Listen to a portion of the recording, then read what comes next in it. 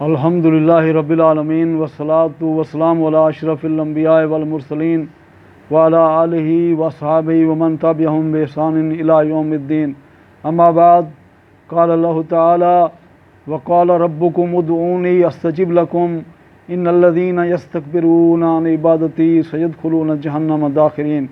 تمام تعریفیں اس مالک کائنات کے لیے ہیں جو اکیلا ہے، جس کا کوئی شریک نہیں، جس کے سوا کوئی معبود برحق نہیں۔ انگن درود و سلام ہو ہمارے پیارے نبی محمد مصطفیٰ صلی اللہ علیہ وسلم کی ذات اقدس پر کہ جن کو رب کائنات نے رحمت للعالمین بنا کر کے بھیجا۔ میرے محترم بھائیوں، مسلمان کے اوپر جب بھی کوئی پریشانی آتی ہے، جب بھی کوئی اس کے اوپر مصیبت آتی ہے تو وہ اللہ تعالیٰ کی طرف رجوع کرتا ہے، کیونکہ اللہ تعالیٰ خود فرما رہا ہے کہ مجھ سے دعائیں کرو، میں تمہاری دعاؤں کو قبول کروں گا۔ وقال ربکم ادعونی استجب لکم۔ تو ہمیں بھی چاہیے کہ جب بھی مشکل ہمارے اوپر آئے ہم اللہ تعالیٰ ہی اکیلے اسی اللہ کو پکارنے والے بنیں۔ انبیاء کرام جتنے بھی نبی آدم علیہ السلام سے لے کر کے اور محمد صلی اللہ علیہ وسلم تک جتنے بھی نبی آئے اور نیک لوگوں کی قصے جو اللہ تعالیٰ نے قرآن عظیم کے اندر بیان فرمایا، ان سب نے اسی اکیلے اللہ کو پکارا ہے۔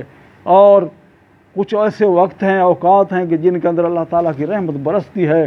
ان اوقات کا میں تھوڑا سا ذکر کر دیتا ہوں تاکہ آپ کو جب بھی کوئی پریشانی آئے اس وقت کے اندر اس اوقات کو وقت کو پا کر کے اس کے اندر اللہ تعالیٰ سے دعا کریں۔ اللہ تعالیٰ کے حمد و ثنا بیان کرنے کے بعد نبی اکرم صلی اللہ علیہ وآلہ وسلم کے بعد درود شریف پڑھتے ہوئے پھر اس وقت کے اندر سچے دل سے اللہ تعالیٰ سے گڑ گڑا کر کے مانگیے، اللہ تعالیٰ آپ کو ضرور آپ کی پریشانی کو دور کر دے گا۔ سب سے پہلا وقت وہ ہے عظیم وقت کے جو ہر رات کو آتا ہے۔ ہر رات کے پچھلے پہر اللہ کے نبی صلی اللہ علیہ وسلم فرمایا کہ جیسے تمہارے رب کے شان کے لائق ہے، اللہ تعالیٰ آسمان دنیا پر تشریف لاتا ہے اور کہتا ہے کوئی ہے مجھ سے مانگنے والا میں اس کو عطا کروں، ہے کوئی گناہوں کی معافی مانگنے والا میں اس کے گناہوں کو معاف کر دوں۔ اور یہ رات کا پچھلا پہر یعنی کہ رات کو 3 حصوں میں تقسیم کریں، غروب آفتاب سے لے کر طلوع فجر تک جو آخری تہائی بچتی ہے، یہ عظیم ترین دعا کی قبولیت کا وقت ہے۔ نیک لوگوں کی صفت اللہ تعالیٰ نے قرآن عظیم کے اندر بیان کی ہے، تتجافى جنوبهم عن المضاجع يدعون ربهم خوفا وطمعا ومما رزقناهم ينفقون۔ ان نیک لوگوں کی کروٹیں، ان کی پیٹھیں اپنے بستروں سے الگ رہتی ہیں، اپنے رب کو پکارتے ہیں، کسی اور کو نہیں پکارتے۔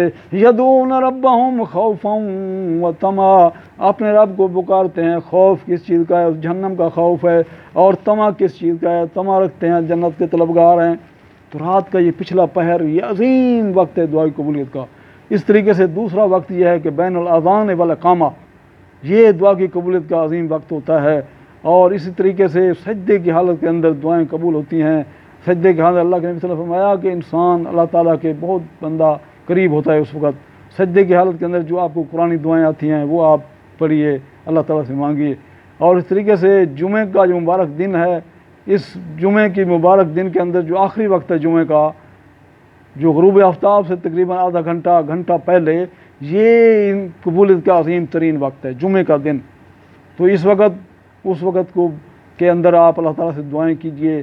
اس طریقے سے ایک مہینہ ایسا آتا ہے برکتوں والا، رحمتوں والا مہینہ، وہ رمضان المبارک کا عظیم مہینہ ہے جو آنے والا ہے۔ اس کے اندر جب انسان روزہ افطار کرنے والا ہوتا ہے اس وقت دعائیں قبول ہوتی ہیں۔ اس طریقے سے اس مبارک کے اندر ایک رات ایسی ہے کہ جس کے بارے میں اللہ تعالیٰ نے فرمایا لیلۃ القدر خیر من الف شہر، کہ وہ ایک رات ایسی ہے کہ جو 1000 مہینے سے افضل ہے، اور 1000 مہینے 83 سال سے افضل بنتے ہیں۔ تو ایک رات کی عبادت 1000 مہینے سے افضل ہے، ایک 83 سال کی عبادت سے افضل ہے۔ تو اس رات کے اندر آپ اندازہ کیجئے کتنی اللہ کی رحمت برستی ہوگی۔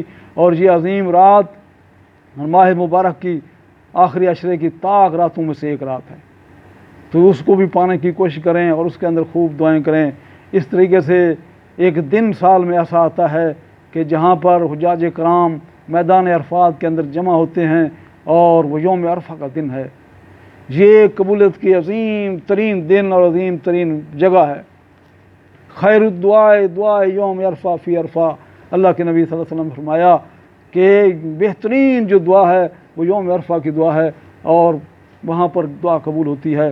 تو جو بھی بھائی وہاں حج کے موقع پر جائے تو اس وقت کو وہ ضائع نہ کرے۔